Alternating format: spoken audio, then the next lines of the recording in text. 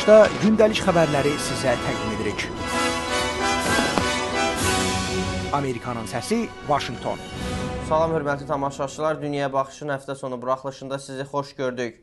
Noyabr ayının 6-sında ABŞ-da baş tutacaq seçkilərdə qalib gəlmək üçün siyasətçilər seçki qrupları ilə çalışmağı nəzərdən keçirir.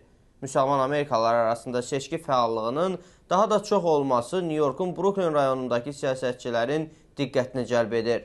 Mövzunu Emin Kərimov davam etdirir.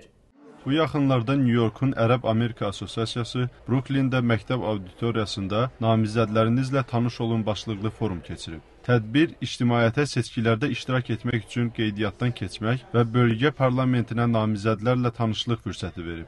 Müsəlman Amerikalıların birinci nəslindən olan bəstəkar və müğənni Omnia Higazi səsvermənin onun icması barədə heç nəyi bilməyən siyasətçilərə tanışlıq imkanı yaratdığını bildirir.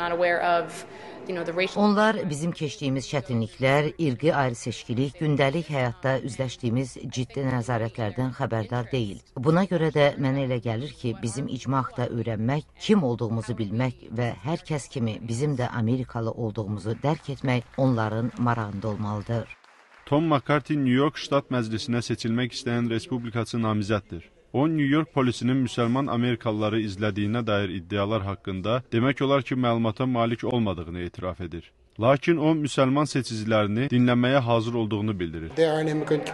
İlk növbədə onlar mühacir icmalarıdır. Onların əksəriyyəti səs vermək üçün qeydiyyatdan keçməyib. Lakin mənə elə gəlir ki, zaman keçdikcə bu öz həllini tapacaq. İcmanın daha da çox üzvü vətəndaşlıqlarını alıb, seçkilərdə iştirak etmək üçün qeydiyyatdan keçəcək. McCarthy'nin yerini tutmağa çalışdığı demokrat nümayəndə Alec Brooke Krasny özü də mühacirdir. Rusiyadan gələn Yahudi Alec, müsəlmanların da dini azadlıqlarını dəstəklədiyini deyir.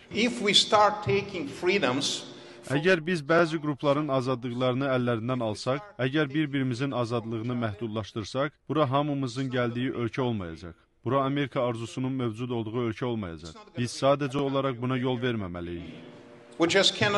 Linda Sarsour New Yorkda yerləşən Ərəb Amerika Assosiasiyasının rəhbəridir. O, Brooklyn seçki dairəsinin birində 2000 yeni müsəlman seçicini qeydiyyatdan keçirdiyini deyir.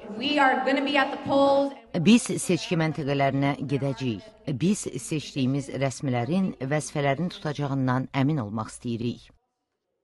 Digər sözlə ifadə etsək, Ərəb Amerika Assosiasiyası səs verdikləri siyasətçilərin vədlərinə sadiq qalacaqlarından əmin olmaq istəyir.